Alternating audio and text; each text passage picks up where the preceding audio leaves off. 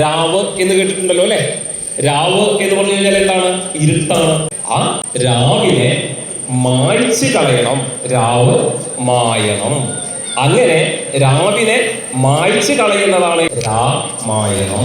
നമ്മുടെ നാടിനെ അതിന്റെ സംസ്കാരവുമായിട്ട് ബന്ധിപ്പിക്കുന്ന, അല്ലെങ്കിൽ ഒരു ജനതയെ ഒരു സംസ്കാരവുമായി ബന്ധിപ്പിക്കുന്ന ഒരു ചിറയാണ് ഇത് രാമായണം. ഒരു മനുഷ്യന്റെ മനസ്സിൽ നിന്ന് മറ്റൊരു മനുഷ്യന്റെ മനസ്സിലേക്ക് സ്നേഹം എന്ന് പറയുന്ന ഒരു ചിറയുണ്ട് അല്ലെ?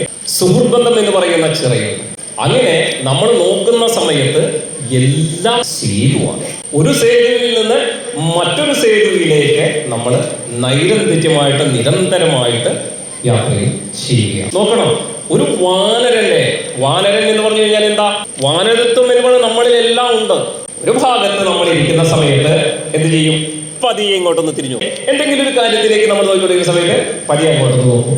നമ്മളെ ഒരു ട്രെയിനിങ്ങിനാണ് ചെയ്തിരിക്കണമെന്ന് വെക്കുക. ഇപ്പോഴത്തെ ട്രെയിനേഴ്സ് മിനിമം 10,000 രൂപ വാങ്ങുന്നവരാണ്. ട്രെയിനർ എന്ന് പറഞ്ഞു കഴിഞ്ഞാൽ അറിയാലോ എന്താണ്. ആ ട്രെയിനിങ്ങിന് പോയി കഴിഞ്ഞാൽ നമ്മൾ എന്ത് ചെയ്യും? മൊബൈൽ ഫോൺ എടുത്തിട്ട് പതിയെ ഒന്ന് തോണ്ടിക്കൊണ്ടിരിക്കും. ഇതൊക്കെയാണ് ഇതെന്ന് പറയുന്നത് നമ്മുടെ വാനരശീലം എന്ന് പറയുന്നത്. ഇങ്ങനെ ഒരു സ്ഥലത്തും സ്ഥിരമായിട്ടിരിക്കാത്ത വാനരന്മാരെ വാനവത്വത്തിലേക്ക് ഉയർത്തുന്നതിന് സാധ്യമായിട്ടുള്ള കാര്യങ്ങൾ ചെയ്തയാളാണ് ശ്രീരാമൻ എന്ന് പറയുന്നത് അല്ലെ? അദ്ദേഹത്തിന്റെ ഭാര്യ, നമ്മളെ സാധാരണ എന്ന് പറയും അബലയാണ് സ്ത്രീ എന്ന് പറയും. പക്ഷേ സഹസ്രമുഖ രാവണൻ എന്ന് പറയുന്ന ആ രാവണനെ വധിക്കാനായിട്ട് ഭർത്താവ് തോൽക്കുമെന്ന് മനസ്സിലായ സമയത്ത് തന്റെ ശക്തി മുഴുവൻ സംഭരിച്ച് മുന്നിലേക്ക് വന്ന സ്ത്രീത്വത്തിന്റെ പ്രതീകമായിട്ടുള്ള സീതയെ അത്രയും ശക്തിമത്താക്കി മാറ്റിയതാരാണ്? രാമൻ എന്ന് പറയുന്ന ഒരു ഇതിഹാസ പുരുഷൻ കിട്ടിയ ചിറയാണ് അല്ലെ? അദ്ദേഹം മനസ്സിൽ നിന്ന് മനസ്സിലേക്ക് കിട്ടിയ ചിറയാണ്. അപ്പൊ ഞാനിവിടെ എത്താൻ കാരണം എന്താണ്? ഒരു ചിറയാണ് രാമായണത്തിലെ സേതുബന്ധനം അല്ലെ? അപ്പൊ നമ്മള് നേരത്തെ പറഞ്ഞു കഴിഞ്ഞു എന്താണെന്ന്. സേതു എന്നത് എന്താണെന്ന് പറഞ്ഞു കഴിഞ്ഞു. ഒരു ജലാശയത്തില് നമ്മൾ എത്തുന്നത് ജലം തടഞ്ഞു നിർത്താൻ, ആ ജലം പുനരുപയോഗിക്കാൻ, അത് വഴിതിരിച്ചു വിടാൻ ഒക്കെയായിട്ട് നമ്മൾ ചെയ്യുന്നതാണ് സേതു എന്ന് പറയുന്നത്.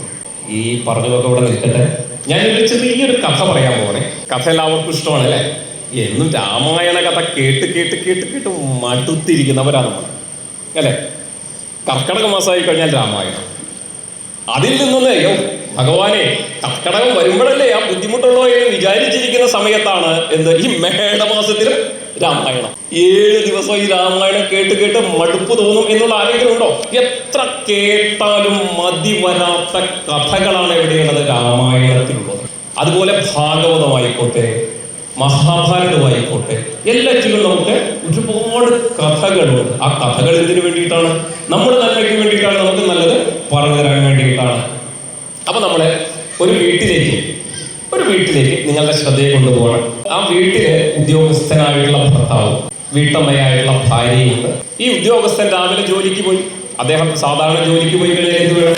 അവിടെ ഒരുപാട് ഫയലുകളുണ്ട്, അതിൽ തീർപ്പ് കൽപ്പിക്കണം, എല്ലാവരും ഇടപഴകണം. അപ്പോൾ ഇദ്ദേഹം അങ്ങനെ ജോലിയിൽ ചെന്നിരുന്ന് ജോലിയൊക്കെ ചെയ്തത് ബോസിന് ഇഷ്ടപ്പെട്ടില്ല. ആർക്ക്? അദ്ദേഹത്തിന്റെ മാനേജർക്ക് ഇദ്ദേഹം ചെയ്ത ജോലിയൊന്നും ഇഷ്ടപ്പെട്ടില്ല. അദ്ദേഹം ഈ ഫയലെല്ലാം വലിച്ചെറിഞ്ഞ് എന്തോ പറഞ്ഞു. ഈ ഉദ്യോഗസ്ഥൻ നേരെ തിരിച്ച് വീട്ടിലേക്ക് വന്നു. ഭാര്യ വാതിൽ തുറന്നു, ഭർത്താവിനെ കണ്ടു. ഭാര്യ ചോദിച്ചു, അല്ല എന്തത്ര നേരത്തെ? അപ്പോ ഭർത്താവ് എന്ത് മറുപടി പറയും? എന്ത് മറുപടി പറയണം? ഭാര്യ വിചാരിച്ചു ഇനി ഭാര്യയെ സംശയിച്ചിട്ടാണോ എന്ന് അല്ലെ? ഭർത്താവ് പറഞ്ഞ മറുപടി എന്തായാലും അറിയോ? ഇന്ന് ഞാൻ ജോലി ചെയ്തപ്പോൾ ബോസ് എന്നോട് ദേഷ്യപ്പെട്ടിട്ട് പറഞ്ഞു, നീ ഏതെങ്കിലും നരകത്തിൽ പോടായെന്ന്. ഞാൻ നേരെ വീട്ടിലേക്ക് പോകും. അപ്പോ ഒരു കുടുംബം എന്നുള്ളത് എങ്ങനെ ആയിരിക്കാൻ പാടില്ല എന്നുള്ളതിന്റെ നല്ല ഒരു ഉദാഹരണമാണ് അല്ലെ? അവിടെ ചിറ കെട്ടിയത് എന്തായി? തെറ്റിപ്പോയി. അപ്പോ ചിറ കെട്ടുമ്പോൾ ഭംഗിയായിട്ട് കെട്ടണം അല്ലെ? അടിവാരം ഇടണം അല്ലെ? അല്ലെങ്കിൽ അസ്ഥിവാരം ഇളകിപ്പോയി കഴിഞ്ഞാൽ എന്തായിരിക്കും? മൊത്തം ഒലിച്ചു പോകും അല്ലെ? ആ കെട്ടുന്നത് എവിടെയാണ്? വെള്ളത്തിലാണ്. വെള്ളത്തിന്റെ ശക്തി നമുക്കറിയില്ല. പക്ഷെ നമ്മൾ നേരിട്ട് കണ്ടത് 2018 ഇവിടുന്ന് നമുക്ക് പുറത്തു പോകാൻ പറ്റാത്ത രീതിയിലായിരുന്നു എന്ന് വെള്ളം കയറുന്നത്. അപ്പോൾ എങ്ങനെ ആയിരിക്കാൻ പാടില്ല കുടുംബ ബന്ധങ്ങൾക്ക് മറ്റു പല ഉദാഹരണങ്ങൾ നമുക്ക് ഒരുപാടുണ്ട്. പക്ഷെ ഇതൊരു ചെറിയ ഉദാഹരണം. നമ്മുടെ ആചാര്യ രജനീഷ് ഓഷോ പറയുന്ന ഒരു ഫലിതത്തിൽ ഒന്നാണ്. എന്നാൽ ശ്രീരാമന് സീതാദേവിയും എങ്ങനെയായിരുന്നു? മനുഷ്യത്വത്തിൽ നിന്ന് ദേവത്വത്തിലേക്ക് ഉയർന്ന ദമ്പതികളാണ് അവർ, അല്ലേ? അപ്പൊ അവരെന്തായി? അവരുടെ ആ സ്നേഹം, വിശ്വാസം, ആചരണം, ഭക്തി, പെരുമാറ്റം, നാടിനോട് അവരുടെ മനോഭാവം, അല്ലെ? ഒരു നാട്ടിലെ വെറും സാധാരണക്കാരനായ മനുഷ്യൻ പറഞ്ഞ ഒരു കാര്യത്തെ കൊണ്ട് സീതാദേവിയെ ആരുപേക്ഷിച്ചു? ആരെ ഉപേക്ഷിച്ചത്? സീതാദേവിയെ ശ്രീരാമൻ ഉപേക്ഷിച്ചു, അല്ലെ? ശരിയല്ലേ? എന്തെങ്കിലും തെറ്റുണ്ടോ ഞാൻ പറഞ്ഞതില്? തെറ്റുണ്ടോ? എന്താ മിണ്ടാത്തത്? പറഞ്ഞു കഴിഞ്ഞാൽ ഇവിടെ ഇരുന്ന് ആരെ എന്ത് പറഞ്ഞോട്ടെ, റേഡിയോ അല്ലല്ലോ, മറുപടി പറയാം. ഞാൻ പറഞ്ഞതിൽ തെറ്റുണ്ടോ? തെറ്റുണ്ടെങ്കിൽ പറയണം. ഉണ്ടോ? ഇല്ലെന്നാണ് ഭൂരിപക്ഷത്തിന്റെ അഭിപ്രായം. എന്താ ഞാൻ പറഞ്ഞത് തെറ്റാണ്? സീതാദേവി ആരും ഉപേക്ഷിച്ചിട്ടില്ല. ദേവിക്ക് ഒരു ആഗ്രഹം ഉണ്ടായിരുന്നു. അതെന്തായിരുന്നു? ഈ വാൽമീകി ആശ്രമത്തില് വനവാസത്തിനിടയിൽ ഒരിക്കൽ പോയിട്ടുണ്ട് ദേവി.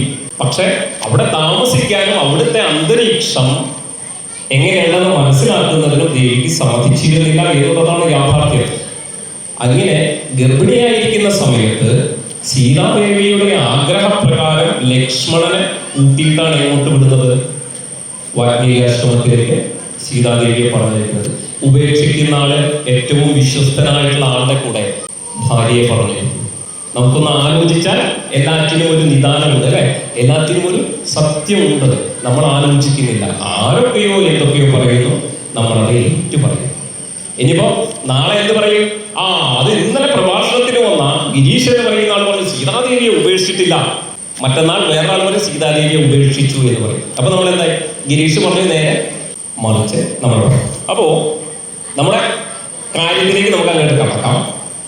ഏതാണ് നമ്മൾ എന്താ പറയുന്നത്? സേതുബന്ധനമാണ് പറയുന്നത്. അയോധ്യയിലെ രാജാവായിരുന്ന ദശരഥ മഹാരാജാവിന്റെ 4 പുത്രന്മാരിൽ മൂത്തവനും മൂന്നാമത്തവനും മൂത്തവന്റെ ഭാര്യയും കൂടെ ഇങ്ങോട്ട് പോയി വനവാസത്തിന് പോവുകയില്ല. വനവാസത്തിന്റെ ഇടയില് 13 വർഷം കഴിഞ്ഞപ്പോൾ ശ്രീരാമ ഭഗവാന്റെ ഭാര്യയെ രാവണൻ എന്ത് ചെയ്തു? രാവണൻ മോഷ്ടിച്ചു. ആ സീതാദേവിയെ വീണ്ടെടുക്കുന്നതിന് വേണ്ടിയിട്ട് നടത്തിയ ശ്രമം, ആ ശ്രമത്തിലാണ് നമ്മൾ പറഞ്ഞ നേരത്തെ വാനരത്വത്തെ വാനവത്വത്തിലേക്ക്, അതായത് ദേവത്വത്തിലേക്ക് ഉയർത്തിയ ശ്രീരാമൻ എന്ന് പറയുന്ന യഥാർത്ഥത്തിൽ ഒരു ധിഷണാശാലിയായിട്ടുള്ള മനുഷ്യന്റെ ഒരു നമ്മള് ട്രെയിനിങ്ങിന്, ഞാൻ നേരത്തെ ആദ്യം പറഞ്ഞ ട്രെയിനിങ്, നമ്മൾ ട്രെയിനിങ്ങിന് പോകുമ്പോൾ എന്താണ്? ഒരു ട്രെയിനിങ്ങിന് പോകുമ്പോൾ അവിടെ ചെല്ലുമ്പോൾ നമ്മൾ പൈസയൊക്കെ കൊടുക്കും. അവസാനം അവർ ചില്ലിൽ കൂടെ നടത്തും. നമ്മളെ പൊടിച്ചിട്ടുള്ള കുപ്പിച്ചില്ലുണ്ടല്ലോ, പൊടിച്ചിട്ട ചില്ലിൽ കൂടെ നടത്തും. നമ്മുടെ മനോബലം വർദ്ധിപ്പിക്കാൻ വേണ്ടിയിട്ട് നടക്കുമ്പോൾ കാലിൽ മുറിവുണ്ടാകില്ല, നഗ്നപാതനായി നടക്കണം എന്ന് പറയും. ചിലവര് തീ കൂട്ടിയിടും, കനലാട്ടം കണ്ടിട്ടില്ലേ? അതുപോലെ തീ കൂട്ടിയിടും. ആ തീയിനിടയിൽ കൂടെ നിരത്തി വിരിച്ചിട്ടുണ്ടാവും നീളത്തിൽ. ചിലപ്പോൾ 1 അടി ഉണ്ടാവും, ചിലപ്പോൾ 2 അടി ഉണ്ടാവും, ചിലപ്പോൾ 5 അടി ഉണ്ടാവും. അതിൽ കൂടെ നടക്കണം, മനോബലം വർദ്ധിപ്പിക്കാനായിട്ട്, അല്ലേ? ശ്രീരാമൻ എത്ര നിസ്സാരമായിട്ടാണ് ഇത് ചെയ്തത്? ഈ വാനരന്മാരുടെ മുഴുവൻ വാനരത്വത്തെ എവിടേക്ക് ഉയർത്തി? വാനവത്വത്തിലേക്ക്, ദേവത്വത്തിലേക്ക് ഉയർത്താനായിട്ട് സാധിച്ചു. അങ്ങനെ എന്തായി? അവരെയെല്ലാം സംഘടിപ്പിച്ചുകൊണ്ട് എന്ത് ചെയ്തു? സീതാന്വേഷണം നടത്തി. 4 ദിക്കിലേക്കും പോയതാരാ? വാനരന്മാരാണ്, കവികളാണ്. ദേവിയെ അന്വേഷിച്ച് പോയ 4 ദിക്കിലേക്കും പോയവര് ലക്ഷോപലക്ഷം വരുന്ന വാനരന്മാരാണ്. അവർ അന്വേഷണം നടത്തി. പടയാളികളാണ്. അവരുടെ ശക്തിയെക്കുറിച്ചും എല്ലാം നമുക്ക് എന്ത് കാണാം? രാമായണത്തിന് അല്ലെങ്കിൽ നമ്മുടെ അധ്യാത്മ രാമായണത്തിൽ വളരെ വിശദമായിട്ട് അവരുടെ ശക്തിയെക്കുറിച്ച് പ്രതിപാദിക്കുന്നുണ്ട്, ബലഹീനതയെക്കുറിച്ച് പറയുന്നുണ്ട്, അല്ലേ? അപ്പോ ഇങ്ങനെ അവരെ മുന്നോട്ട് പോയി. ആരാ കണ്ടുപിടിച്ചത്? ആരാണ് കണ്ടുപിടിച്ചത്? സീതാദേവി എവിടെയുണ്ടെന്ന് കണ്ടുപിടിച്ച ആരാണ് കണ്ടുപിടിച്ചത്? ആളിന്റെ പേര് ആഞ്ജനേയൻ എന്നാണ്, അല്ലെ? ആഞ്ജനേയൻ സർവശക്തനാണ്. പക്ഷേ അദ്ദേഹത്തിന് ചെറിയൊരു പ്രശ്നമുണ്ട്. അദ്ദേഹത്തിന്റെ ശക്തി അദ്ദേഹത്തിന് അറിയില്ല. അതാരെങ്കിലും ഓർമ്മിപ്പിച്ചാലേ അദ്ദേഹത്തിന് അറിയുള്ളൂ, അല്ലെ? നമുക്കും അങ്ങനെയാണ്. നമ്മുടെ കാരണവന്മാർ എത്തരത്തിലുള്ള ആളുകളായിരുന്നുവെന്ന്, ആരെയൊക്കെ തോൽപ്പിച്ചിട്ടുണ്ട് എന്ന്. പോറസ് എന്ന് പറയുന്ന രാജാവിനെ ആര് ആര് തോൽപ്പിച്ചു? അലക്സാണ്ടർ തോൽപ്പിച്ചു എന്ന് നമ്മൾ കേട്ടിട്ടുണ്ട്. പക്ഷേ പോറസ് വിജയം വരിച്ച് അവസാനം അലക്സാണ്ടർ വെറുതെ വിട്ട കഥ നമ്മളെ ആരും പഠിപ്പിക്കുന്നില്ല. നിങ്ങളുടെ നാടിനൊരു പ്രത്യേകതയില്ലേ? കേശവന്റെ കൊടിമരത്തിന് ഞാൻ എൻ്റെ കുതിരയെ കിട്ടും എന്ന് പറഞ്ഞിട്ട് ഇവിടെ വന്നയാളെ തോൽപ്പിച്ച് ഓടിപ്പിച്ച് മുടന്തനാക്കി വിട്ട നാടാണേത്? ഈ പ്രദേശം അല്ലേ? അറിയോ അങ്ങനെ ഒരാളെ കുറിച്ച്? കേട്ടിട്ടുണ്ടോ? ആരും കേട്ടിട്ടില്ല. നിങ്ങളുടെ നാടിനുള്ള മഹത്വമല്ലേ അത്? ആലുവ പ്രദേശത്തിന്റെ മഹത്വമാണത് അല്ലെ? കേശവൻ എന്ന് പറയുന്ന ആരാ? പത്മനാഭസ്വാമിയുടെ കൊടിമരത്തിൽ ഞാൻ എൻ്റെ കുതിരയെ കൊണ്ട് കിട്ടും എന്ന് പറഞ്ഞ് വടക്ക് മൈസൂരിൽ നിന്നൊരാൾ ഇങ്ങോട്ട് വന്നിരുന്നു. കേട്ടുണ്ടോ? ഇനി അങ്ങേരെ തോൽപ്പിച്ചോടിച്ച ചരിത്രമുള്ള നാടാണിത്, ഈ ആലുവ അല്ലേ? എന്നാൽ പത്മനാഭപിള്ള വലിയ പടത്തലവനാണ്. അദ്ദേഹത്തിന്റെ നേതൃത്വത്തിലല്ലേ ഓടിപ്പിച്ചത്? ആലങ്ങാട് ദേശത്തിന്റെ പടത്തലവൻ, വലിയ പടത്തലവൻ. പേര് മുഴുവനായിട്ട് ഞാൻ ഓർക്കുന്നില്ല, എന്നാലും ഒരു ഉദ്ദേശത്തിൽ പറയുകയാണ്. ആലങ്ങാട് ദേശത്തിന്റെ പടത്തലവനാണ് ടിപ്പുവിനോട് ഓടിപ്പിച്ചത്. നമ്മുടെ നാടിന്റെ ശക്തി നമുക്ക് മനസ്സിലാക്കേണ്ടേ? നമ്മുടെ പൂർവികന്മാർ എത്രമാത്രം ശക്തിമാന്മാരായിരുന്നു, എത്രമാത്രം ബുദ്ധിമാന്മാരായിരുന്നു എന്നുള്ളത് നമ്മൾ അറിയട്ടെ. അപ്പം ചില സമയത്ത് ഇതുപോലത്തെ സത്രങ്ങളൊക്കെ നമുക്ക് ആവശ്യമായി വരുന്നത് അതുകൊണ്ടാണ്. ഹനുമാനെ നമ്മൾ പറഞ്ഞിട്ട് എവിടെയാണല്ലോ, ഹനുമാനെ ചില കാര്യങ്ങൾ ഓർമ്മിപ്പിക്കാനായിട്ട് ആര് വേണ്ടി വന്നു? ഒരു ജാമ്പവാൻ വേണ്ടി വന്നു. എല്ലാവരും ഓരോരുത്തരുടെ ശക്തിയെ കുറിച്ച് പറഞ്ഞുകൊണ്ടിരിക്കുകയാണ്. സമുദ്ര തീരത്ത് എത്തിയിട്ട് അങ്ങനെ നിൽക്കുമ്പോൾ ഇനി കടൽ കടക്കാൻ എന്താ മാർഗം? ഒരു മാർഗം അവർക്ക് അറിയുന്നില്ല. ചാടിക്കടക്കണം. ആരോ പറഞ്ഞു ചാടിക്കടക്കണം. അപ്പോ എന്തായി? ചാടിക്കടക്കും. ഇത്ര വലിയ സമുദ്രം 100 യോജനയുണ്ട്. എത്ര? 100 യോജന. 100 യോജന എന്ന് പറഞ്ഞു കഴിഞ്ഞാല് എത്ര കിലോമീറ്റർ? 100 കിലോമീറ്റർ അല്ലേ? 100 കിലോമീറ്റർ അല്ലേ 100 യോജന? ആണോ? ഒരു യോജന എന്ന് പറഞ്ഞു കഴിഞ്ഞാൽ 13 കിലോമീറ്റർ. അപ്പൊ 100 യോജന എന്ന് പറഞ്ഞു കഴിഞ്ഞാൽ 1300 കിലോമീറ്റർ. അത്രയും കിലോമീറ്റർ അപ്പുറത്തേക്ക് ചാടിക്കടക്കണം. അവിടെയാണ് എന്ന് പറയുന്നത് നമ്മുടെ പണ്ടത്തെ മഹാകവി P പാടിയിട്ടുള്ളത്. അങ്കുഷ്ഠഗാത്രനും വേണമെന്നാകിലോ പൊങ്ങും ഗിരികൾ അടിച്ചമർത്താം, അറ്റമില്ലാതെ കിടക്കും സമുദ്രത്തെ ഒറ്റക്കൈ കൊണ്ടെടുത്താചമിക്കാം, വൻമല പൊക്കി മറക്കുടയാക്കിടാം, കോമള കുഞ്ഞിക്കരങ്ങളാലെ ഈ പേരിലുകൊണ്ടല്ലേ ഉയർത്തിയത് അല്ലെ? പർവ്വതത്തെ പേരിലുകൊണ്ടാ ഉയർത്തിയത്. ആകാശത്തേക്ക് ഉയർന്നു പോകുന്ന പർവ്വതത്തെ എന്താണ്? അപ്പട്ടക്കെട എന്ന് പറഞ്ഞിട്ട് ഇപ്പുറത്തേക്ക് കടന്നു വന്നയാളാണ് ആര്? അഗസ്ത്യ മഹർഷി. ദുർവാസാവ് മഹർഷി ഒരൊറ്റ ഉള്ളം കയ്യിലെടുത്ത് സമുദ്രത്തെ കുടിച്ചു വറ്റിച്ചവനാണ്. ഇനി പറ്റില്ല ചെയ്യാതെ എന്നാകിൽ ചാടിടാം, ഒറ്റച്ചാട്ടത്തിന് 100 കാലം. ആരെ കുറിച്ചാ പറയുന്നത്? ഹനുമാൻ സ്വാമിയെ കുറിച്ച് അല്ലെ? പറ്റില്ല ചെയ്യാതെ എന്നാകിൽ താണ്ടിടാം, ഒറ്റച്ചാട്ടത്തിന് 100 കാലം. 1300 കിലോമീറ്റർ ഒറ്റച്ചാട്ടത്തിന് അദ്ദേഹം ചാടി. അങ്ങതൻ പറഞ്ഞത് എനിക്ക് അപ്പുറത്തേക്ക് ചാടാൻ, തിരിച്ചു ചേടാൻ ശക്തിയില്ല എന്നാണ്. അവിടെ പോയി വേണ്ട രീതിയിലുള്ള അടയാളങ്ങളെല്ലാം നടത്തിക്കൊണ്ട് ഹനുമാൻ സ്വാമി എന്ത് ചെയ്തു? തിരിച്ച് എങ്ങോട്ട് വന്നു? തിരിച്ച് ഭാരതത്തിലേക്ക് വന്നു അല്ലെ? ലങ്കയിൽ നിന്ന് കടൽ കടന്ന് ഇപ്പുറത്തേക്ക് വന്നു. എന്നിട്ട് എല്ലാവരും കൂടെ എന്ത് ചെയ്തു? ശ്രീരാമസ്വാമിയെ ചെന്ന് വണങ്ങി കാര്യങ്ങളെല്ലാം പറഞ്ഞു. അപ്പൊ എന്താണ്? സന്തോഷം കൊണ്ട് കപികുലം എന്ത് ചെയ്തു? ഹനുമാനെ എടുത്തുയർത്തി കൂട്ടമിട്ടാർത്ത് കപികുലം എന്ത് ചെയ്തു? ഓടി വരികയാണ് ഭഗവാന്റെ അടുത്തേക്ക്. ആ സമയത്ത് ഹനുമാൻ സ്വാമി എന്താ പറഞ്ഞത്? നിങ്ങളാണെങ്കിൽ എന്ത് പറയും? നിങ്ങൾ ഓരോരുത്തരുമാണ് ഹനുമാൻ എന്ന് വിചാരിക്കുക. ശ്രീരാമസ്വാമി ഇവിടെ ഇരിപ്പുണ്ട്. ഭഗവാനോട് നിങ്ങൾ എന്തും പറയും. സീതാദേവിയെ കണ്ടാണ് വരുന്നത് അല്ലെ? ഹനുമാനെ സംബന്ധിച്ചിടത്തോളം അദ്ദേഹത്തിന് ഭഗവാനോടുള്ള അമിതമായിട്ടുള്ള ഭക്തിയുണ്ട്.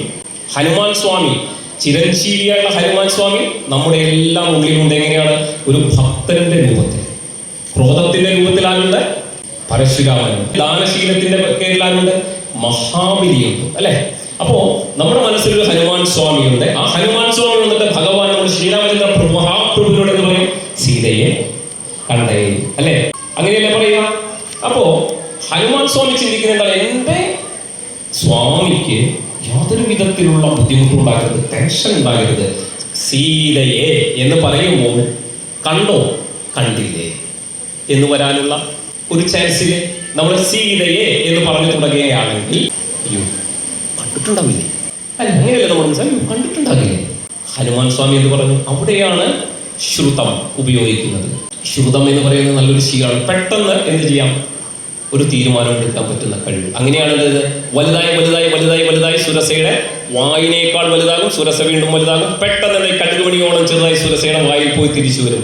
അതാണ് ശ്രുതം. അവിടെ വെച്ചൊരു തീരുമാനം എടുക്കുന്നത് കണ്ടേ അരെ ദൃഷ്ട എന്നാണ് ആദ്യം പറഞ്ഞത്. എന്ത് ദൃഷ്ടമയാ സീത, സീതാദേവിയെ കണ്ടു എന്നല്ല പറഞ്ഞത്, കണ്ടേ സീതയെ എന്നാണ്. അപ്പൊ നമ്മൾ പറഞ്ഞത് എന്താണ്? കൂട്ടമായിട്ട് ആർത്തു വിളിച്ച് ഹനുമാൻ അടക്കമുള്ള വാനര സൈന്യം എങ്ങോട്ട് വരുന്നു? ശ്രീരാമചന്ദ്ര മഹാപ്രഭുവിന്റെ അടുത്തേക്ക് വരുന്നു. ആ സന്ദർഭം ഒന്ന് ആലോചിച്ച് നോക്കി. എത്രമാത്രം വാനരന്മാരുടെ എത്രമാത്രം സന്തോഷമുണ്ട്. ഹനുമാൻ സ്വാമി എടുത്ത് പൊക്കി വരികയാണ്.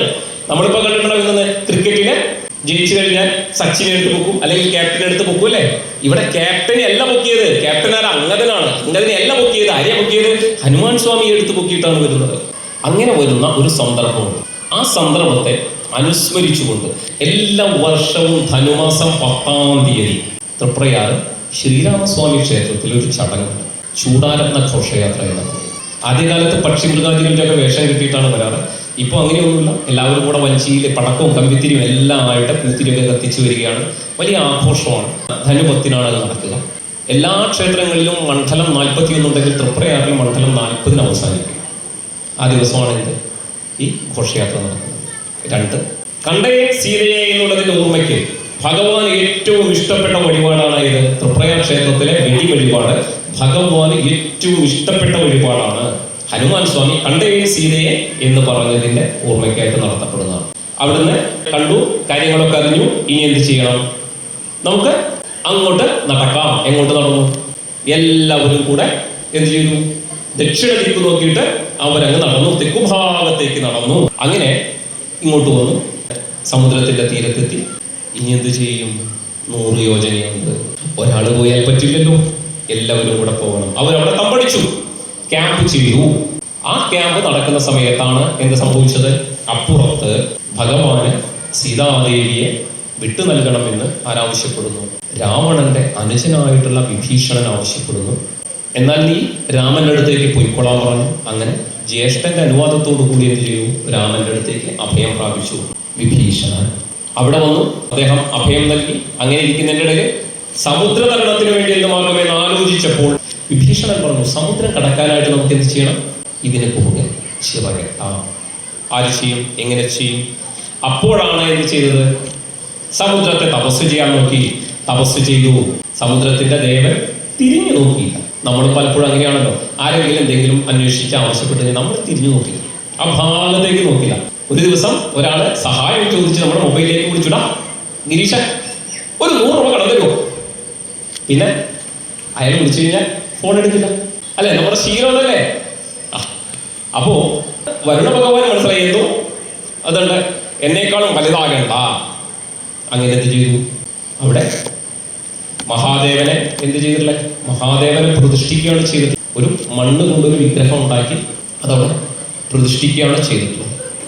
അങ്ങനെ പ്രതിഷ്ഠിച്ച് അതിന് മുന്നിലാണ് ഇരിക്കുന്നത് വരുണദേവൻ പ്രത്യക്ഷനായി. എങ്ങനെ പ്രത്യക്ഷനായത്?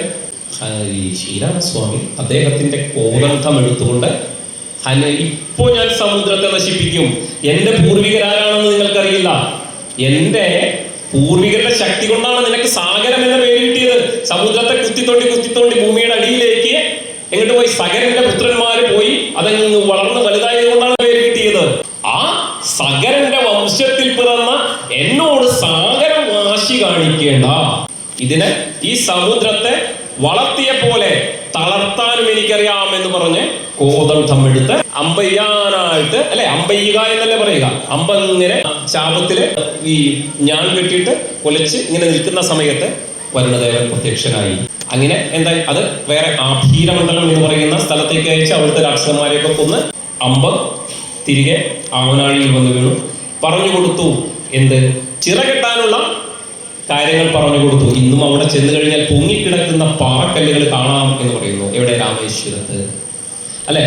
രാമൻ അദ്ദേഹത്തിന്റെ ഇഷ്ടദൈവമായിട്ടുള്ള ഭഗവാനെ പൂജിച്ചു. അപ്പൊ രാമന്റെ ഈശ്വരനാണ് ഇവിടെ രാമേശ്വരത്തുള്ളത്. അങ്ങനെ അവിടെ ചെന്ന് വരുണദേവൻ ശ്രീരാമസ്വാമിയുടെ സന്നിധിയിൽ ചെന്നിട്ട് പറഞ്ഞു, നാളെ തൊട്ട് കഴിഞ്ഞാൽ എല്ലാ സാധനങ്ങളും പൊങ്ങിക്കിടക്കും. അപ്പം നളനെ വിളിച്ച് പറയാൻ പറഞ്ഞു. അതും പ്രകാരം ശ്രീരാമചന്ദ്ര മഹാപ്രഭു എന്ത് ചെയ്തു? നളനെ വിളിച്ചരുളി ചെയ്തു ചിറപടുക്കായെന്ന്. അങ്ങനെയല്ലേ ഇപ്പൊ തന്നെ നമ്മുടെ അമ്മമാര് കളിച്ചപ്പോ പറയുന്നുണ്ടായിരുന്നു അല്ലെ? ഈ പാട്ടല്ലെങ്കിലും കേട്ടിട്ടുണ്ടോ അങ്ങനെ ഒരു പാട്ട്? ജനകപുത്രി ഹനുമാൻ കയ്യിൽ എന്ന് പറഞ്ഞ് തിരുവാതിര കളിക്കുന്ന നമ്മുടെ അമ്മമാരൊക്കെ കേട്ടിട്ടുണ്ടാവും. അതിലത്തെ ഒരു വരിയാണ് ഞാൻ പറഞ്ഞത് കേട്ടോ. എനിക്ക് പാടാനറിയില്ല, പറയാനറിയുള്ളൂ. അങ്ങനെ നളനും വന്നു ചിറപടുത്തു ശിക്ഷയാക്കി പോന്നു.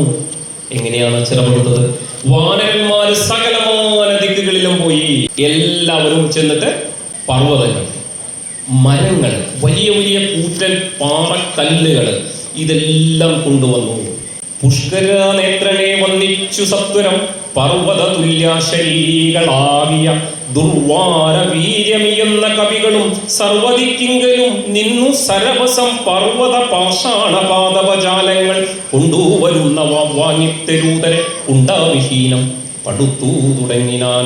നേരെ ശതയോജനയായുധമായുടൻ ഈ 5 യോജന വിസ്താരമാം വണ്ണം. എങ്ങനെ?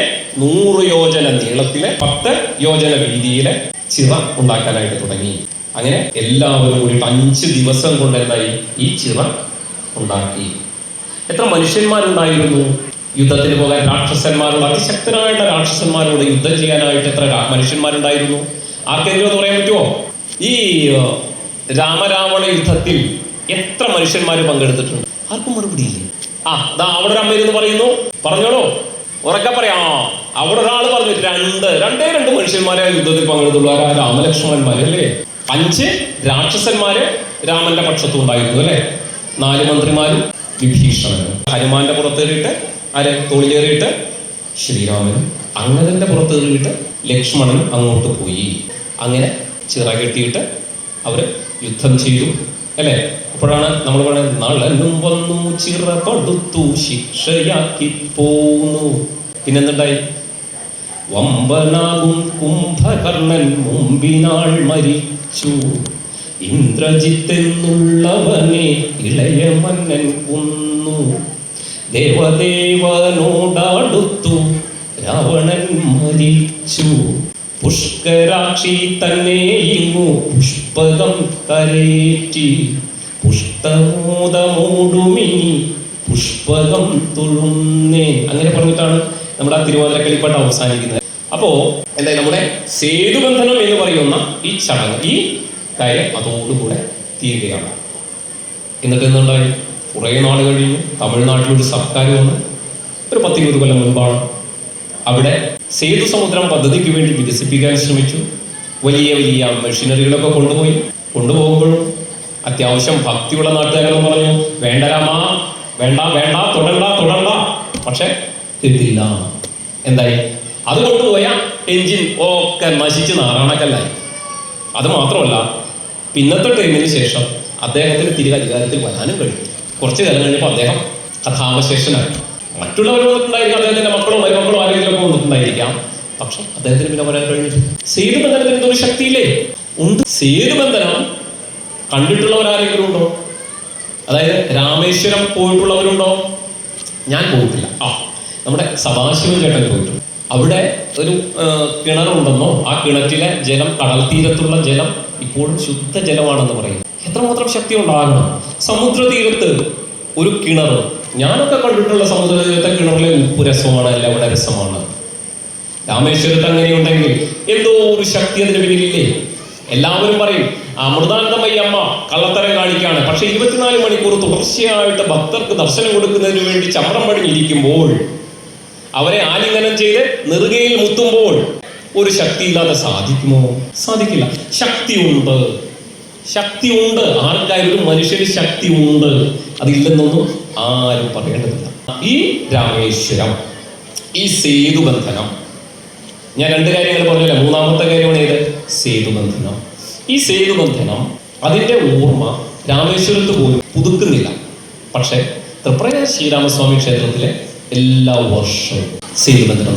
അന്നത്തെ ദിവസം മാത്രമല്ല, മറ്റൊരു ദിവസം കൂടി കൊണ്ട് ആറാട്ടുപുഴ ദേവമേളയ്ക്ക് ഭാരതത്തിലെ എല്ലാ ക്ഷേത്രങ്ങളിലും, കാശി വിശ്വനാഥ ക്ഷേത്രം അടക്കമുള്ള എല്ലാ ക്ഷേത്രങ്ങളിലും നേരത്തെ നടയടയ്ക്കും. എന്തിനു വേണ്ടിയിട്ട്?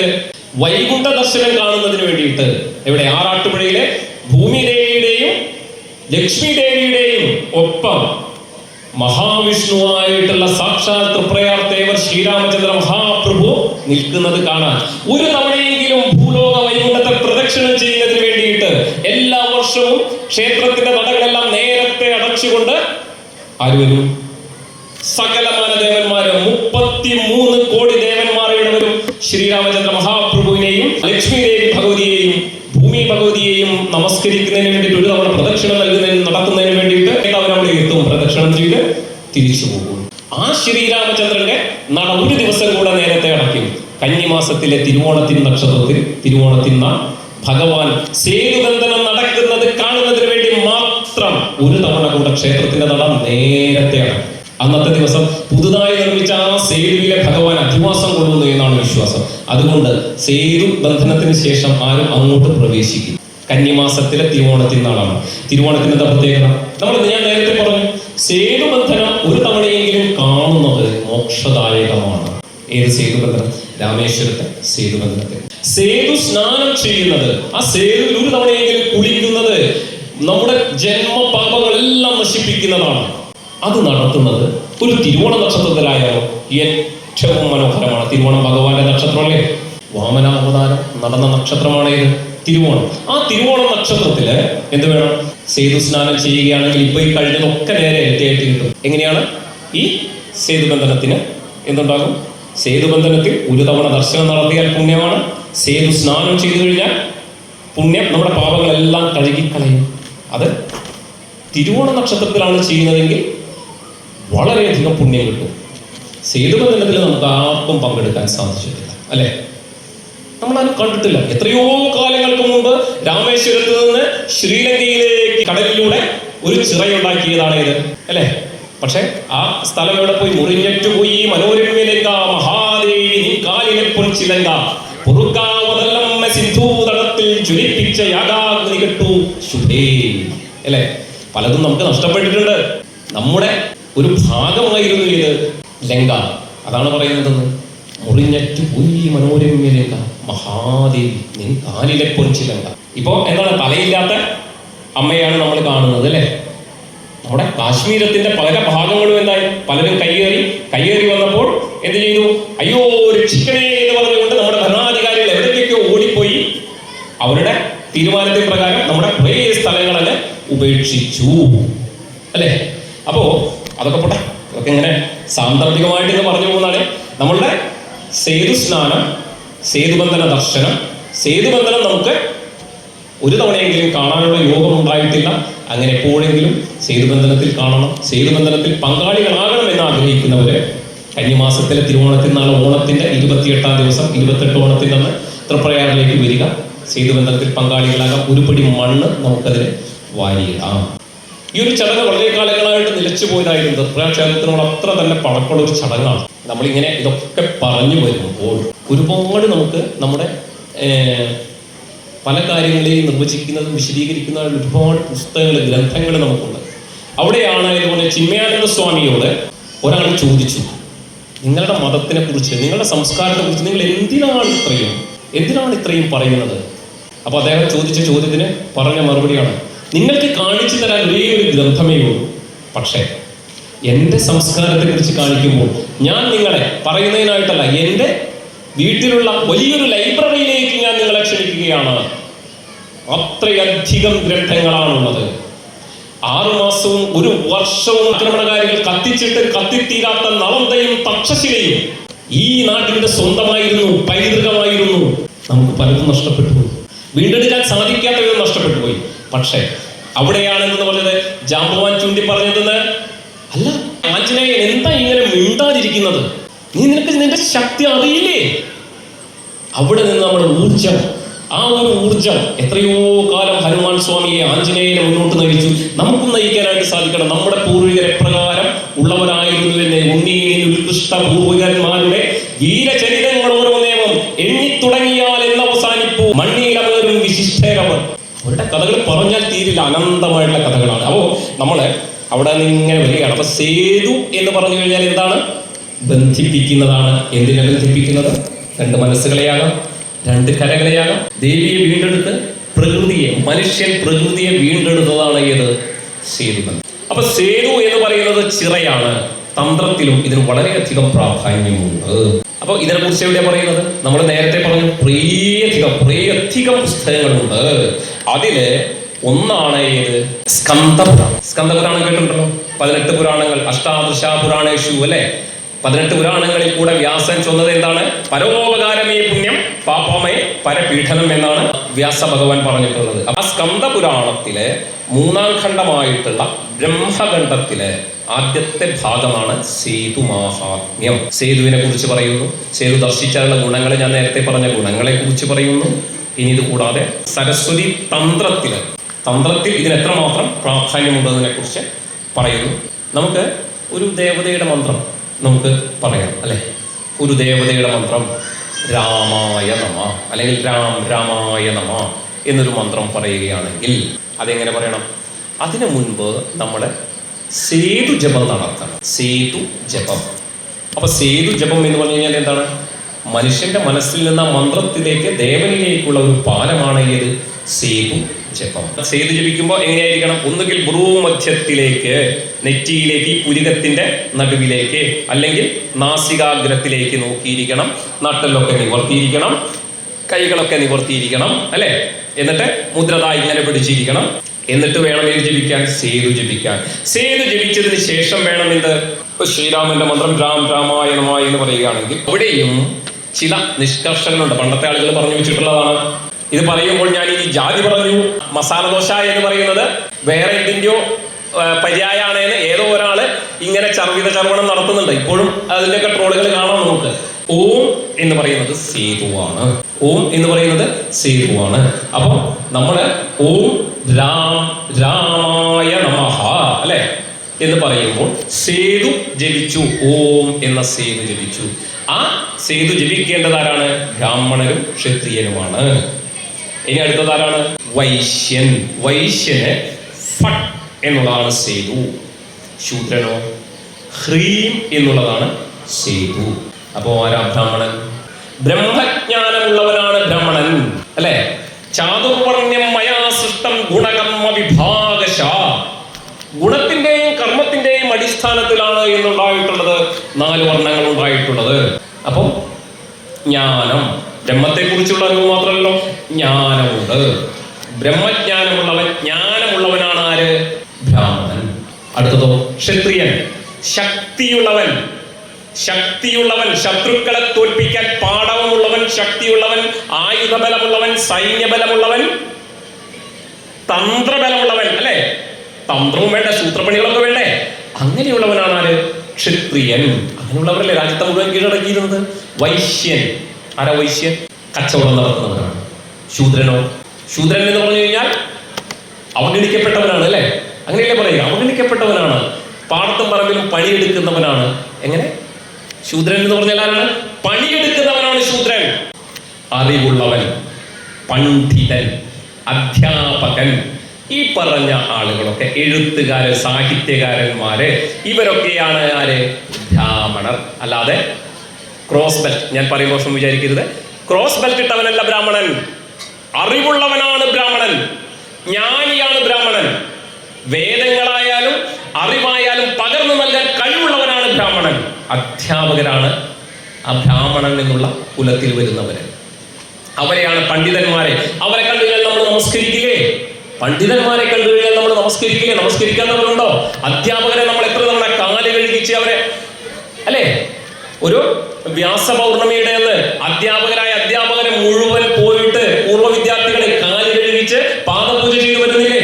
പല സ്കൂളുകളിലും എന്ത് ചെയ്യുന്നുണ്ട്? അധ്യാപകരുടെ കാല് കഴുകിച്ച് അത് തുടച്ച് വൃത്തിയാക്കി 2 പുഷ്പം അർപ്പിച്ചിട്ട് ഓം സദ്ഗുരുഭ്യോ നമഃ എന്ന് പറഞ്ഞുകൊണ്ട് അവരെ പ്രണമിക്കുന്നില്ലേ? അവർ ബ്രാഹ്മണനായതുകൊണ്ടാണ്, അല്ലാതെ നമ്പൂതിരി ആയതുകൊണ്ടല്ല. അറിവുള്ളവനായതുകൊണ്ടാണ്, അറിവ് നമുക്ക് പകർന്നു തരുന്നവനായുള്ളത് കൊണ്ടാണ്. ക്ഷത്രിയനോ? ഇപ്പൊ നമുക്കറിയാം എന്ത്? മുണ്ടുപൊക്കി നോക്കി വെടിവെച്ച് കൊന്നവരെ അല്ലെ, അവരൊന്നും കൂടുതൽ ഇങ്ങോട്ട് വരാത്ത എന്താ? ശക്തി ഉള്ളത് കൊണ്ടാണ്. നമ്മൾക്ക് ഇവിടെ കിടന്നുറങ്ങാൻ പറ്റുന്നത് എന്തുകൊണ്ടാ? നമ്മുടെ മക്കളോ മരുമക്കളോ ചേട്ടനോ ചേച്ചിയോ അച്ഛനോ അമ്മയോ ഒക്കെ എന്താണ് അതിർത്തിയിൽ ചെന്ന് മഞ്ഞും വെയിലും കൊണ്ട് ഭക്ഷണം കിട്ടാതെ കല്ലിലും മുള്ളിലും ഒക്കെ കിടന്നുറങ്ങിയിട്ട് എപ്പോൾ വേണമെങ്കിലും മരണത്തിന് മുഖാമുഖം കണ്ടിട്ട് ഉൾക്കരുത്തോടു കൂടി നിന്ന് പോരാടുന്നത് കൊണ്ട് മാത്രമാണ് നമുക്ക് ഇവിടെ സ്വസ്ഥമായിട്ട് കിടന്ന് ഉറങ്ങാൻ സാധിക്കുന്നത്. നമ്മൾ ഉറങ്ങുന്ന സമയത്ത് രാത്രി ആയാലും അവരവിടെ മഞ്ഞും വെയിലും കൊണ്ട് നടക്കുക അല്ലെ, രാത്രി ഉറക്കമൊഴിച്ച് നടക്കുക അവരവിടെ. അപ്പൊ ക്ഷത്രിയന്മാരാരാണ്? പോലീസുകാര്, നിയമപാലകര്, പട്ടാളക്കാര്, അർദ്ധസൈനികര്, ഇവരെല്ലാമാണ് ക്ഷത്രിയർ. ഗുണത്തിന്റെയും കർമ്മത്തിന്റെയും അടിസ്ഥാനത്തിലാണ് ചാതുർവർണ്ണ്യം ഉണ്ടാക്കിയതെന്ന് പറഞ്ഞിട്ടുള്ളത് ഇവിടെ ഇരിക്കുന്ന കണ്ണോത്തപ്പനാണ് അല്ലെ. അതുകൊണ്ടല്ലേ അദ്ദേഹത്തെ നമ്മൾ ആരാധിക്കുന്നത്. അപ്പോ ഗുണത്തിന്റെയും കർമ്മം. ഇനി വൈശ്യനെന്നോ കച്ചവടക്കാരൻ ആരാകാം? നമ്പൂതിരിക്ക് കച്ചവടക്കാരനായിക്കോട്ടെ.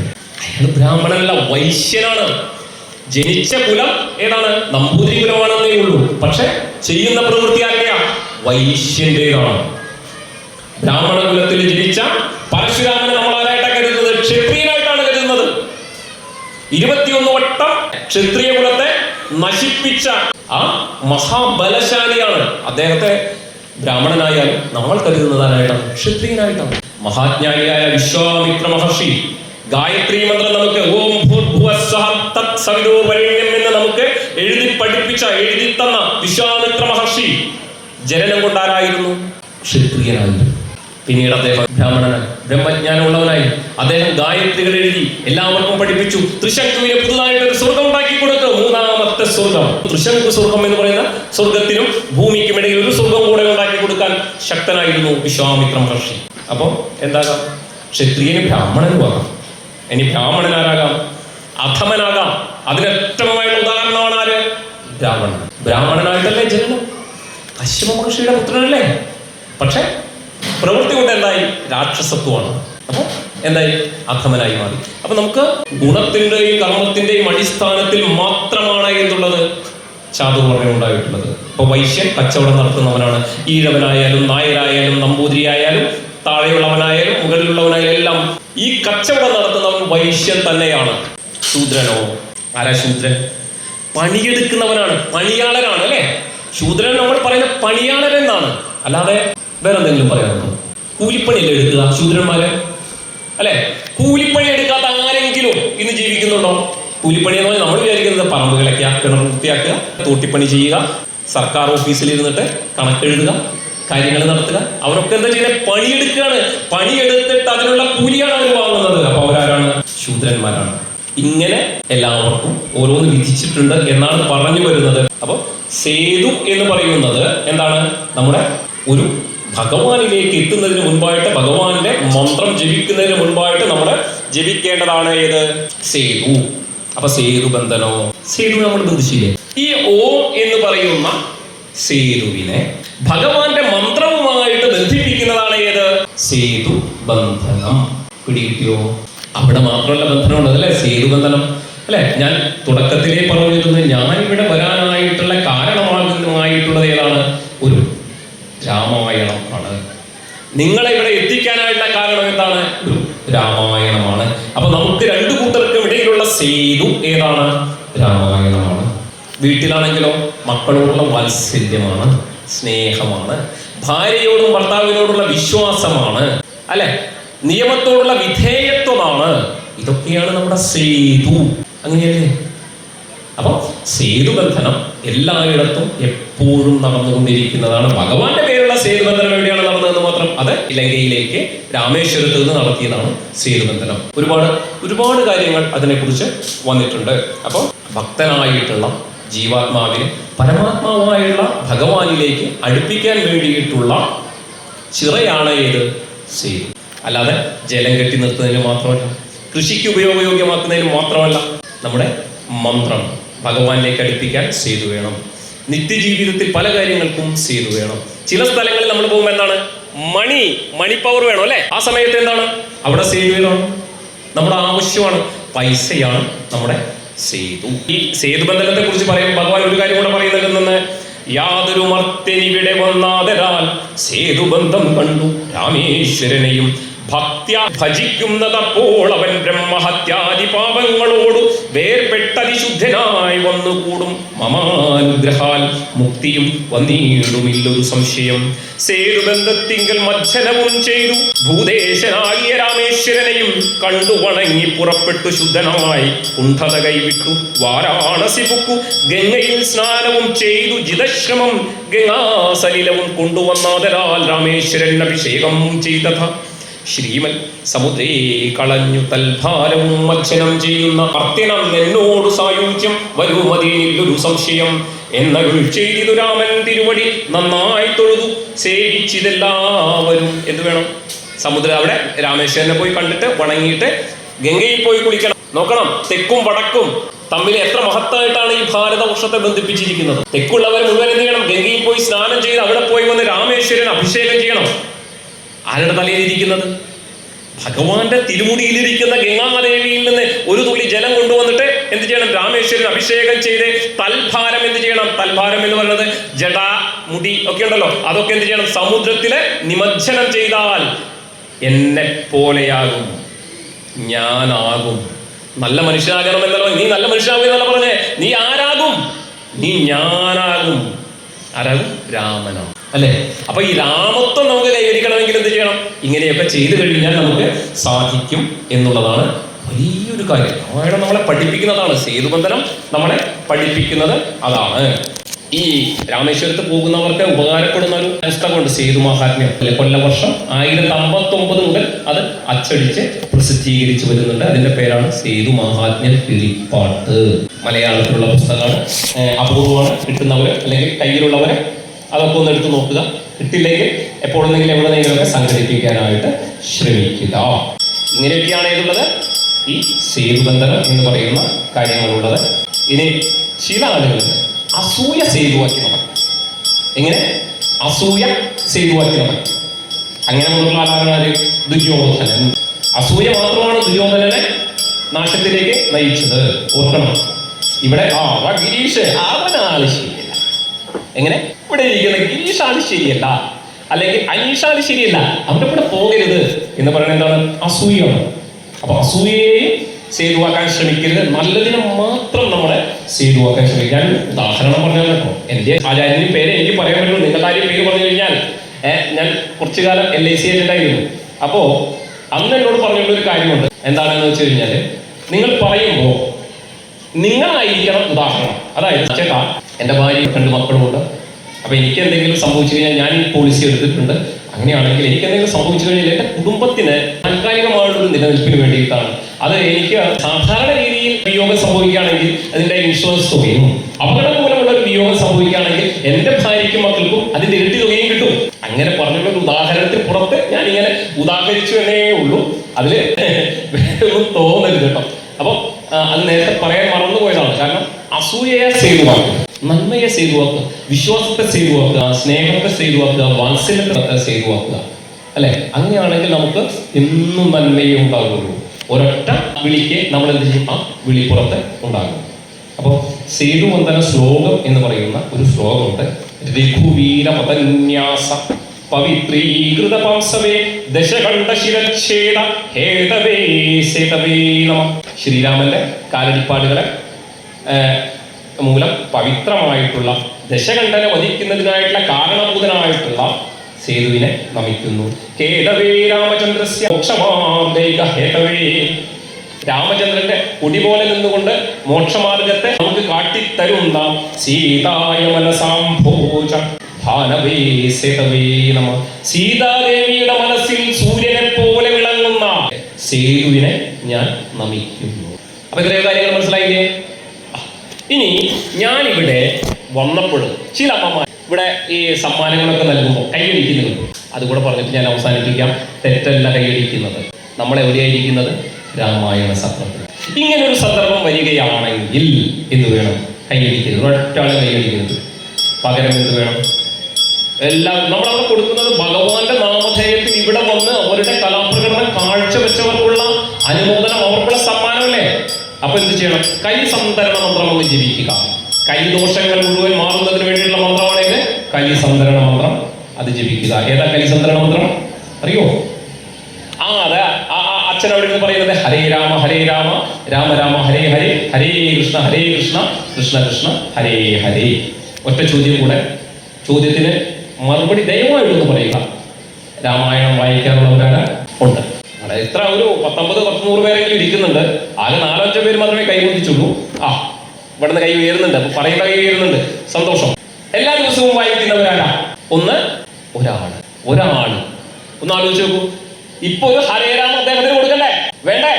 ഓ ജപിക്കാങ്ങട്ട് രാമ ഹരേ രാമ രാമ രാമ ഹരേ ഹരേ, ഹരേ കൃഷ്ണ കൃഷ്ണ കൃഷ്ണ ഹരേ ഹരേ. ഏത് സമയത്തും ഭഗവാന്റെ മന്ത്രം ജപിക്കാമെന്ന് തന്നെയാണ്. ജപിക്കണം. ഒരു ദിവസം ഒരു വരിയെങ്കിലും അധ്യാത്മരാമായണം കിളിപ്പാട്ടോ അല്ലെങ്കിൽ അധ്യാത്മരാമായണം മൂലമോ അല്ലെങ്കിൽ വാൽമീകി രാമായണം ഏതെങ്കിലും ഒരു വരിയെങ്കിലും നമ്മൾ വായിക്കുകയാണെങ്കിൽ അത് ഏറ്റവും ഗുണകരമാണ്. നാരായണ എന്ന് ജപിച്ചൊരു നാമം കേൾക്കും ജനങ്ങൾ കേൾക്കുന്നു എന്ന് പറയാം. നാരായണ നാമം ജപിച്ചു കഴിഞ്ഞാൽ കേൾക്കുന്നവരാണ് ഏറ്റവും നല്ലത്. അയൽപ്പക്കാരൻ ഒരിക്കലും നന്നാവരുതേ എന്ന് വിചാരിച്ചിട്ട് നമ്മുടെ നാമം ജപിക്കാതിരിക്കേണ്ട നമുക്കും നല്ലതാണ്. ഇപ്പൊ ഇത് പറഞ്ഞപ്പോ തോന്നുന്നു അയൽപ്പക്കാരൻ ഞാൻ നാമം ജപിച്ചു കഴിഞ്ഞാൽ ആ സിനിമയില് പറയുന്നില്ലേ, ലോക തൊഴിലാളികളെ ജോലി ചെയ്ത് കഴിഞ്ഞാൽ നമ്മുടെ നാട് നന്നാവും, ലോകം നന്നാവും. ഏത് സിനിമ? കട്ടപ്പനയിലെ ഋത്തിക് റോഷൻ. അപ്പൊ നമ്മുടെ ഈ പറവൂർക്കാരനായിട്ടുള്ള സലീം കുമാർ പറയും, ലോകം എന്ന് പറഞ്ഞാൽ പാകിസ്ഥാനില്ലേ? അപ്പൊ ഞാൻ ജോലി എടുക്കില്ല, പാകിസ്ഥാൻ ഞാൻ ജോലി ചെയ്തിട്ട് നന്നാകേണ്ട. രാമപ്രസ്ഥാൻ എന്ന് പറയുന്ന സംഘടനയുടെ ഏറ്റവും വലിയ ലക്ഷ്യത്തിലൊന്ന്, അത് പറയാതെ നമുക്ക് അവസാനിപ്പിക്കാൻ പറ്റില്ല, അതുകൊണ്ടാണ് ഒത്തിരി നീണ്ടുപോകുന്നത്. ഏറ്റവും വലിയ ലക്ഷ്യം ഒരു 10 വർഷത്തിനിടയിൽ എല്ലാ വീടുകളിലും രാമായണം എത്തിക്കുക എന്നത്. രാമായണം ഇല്ലാത്ത വീടുകൾ ആരുടെയെങ്കിലും ഉണ്ടോ? രാമായണം ഇല്ലാത്ത വീടുകൾ ഉണ്ടോ? ഞാൻ പരമാവധി വിവാഹങ്ങൾക്ക്, ഗൃഹപ്രവേശത്തിന്, പിറന്നാളുകൾക്ക്, എന്തിനു ചോറൂണിന് വരെ പോകുമ്പോൾ ഒരു അധ്യാത്മരാമായണം കിളിപ്പാട്ട് വാങ്ങിക്കൊടുക്കാറാണ്. രാമായണം നമ്മുടെ വീടുകളിൽ ഉണ്ടാകണം. ആ രാമായണം ഇല്ലാത്തവരാരെങ്കിലും ഉണ്ടെങ്കിൽ പറയാം, രഹസ്യമായിട്ട് വന്നിട്ട് ഇവിടെ നമ്മുടെ സംഘാടകരോട് ഒന്ന് പറഞ്ഞാലും മതി. അല്ലാതെ പുറത്ത് കൈ ഉയർത്തിയിട്ട് നാണക്കേടാകണമെന്ന് ഞാൻ പറയില്ല. അങ്ങനെ ചെയ്യുക. രാമായണം എല്ലാ ദിവസവും വായിക്കുക. അതിന്റെ ഗുണം നമുക്കുണ്ടാകും, നമ്മുടെ കുടുംബത്തിനുണ്ടാകും, നമ്മുടെ സമൂഹത്തിനുണ്ടാകും. അങ്ങനെ ഒരു ചിറ നമ്മളെല്ലാവരും കെട്ടണം. നമ്മുടെ സമൂഹം നന്നാകും. ഈ സമയത്ത് ഇത് മാത്രമാണ് എനിക്ക് പറയാനുള്ളത്. ഭഗവാന്റെ കണ്ണോത്തപ്പന്റെ തൃപ്പാദങ്ങളിൽ ഒരിക്കൽ കൂടെ ഞാൻ എൻ്റെ വാക്കുകളെ സമർപ്പിക്കുകയാണ്. ഹരേ.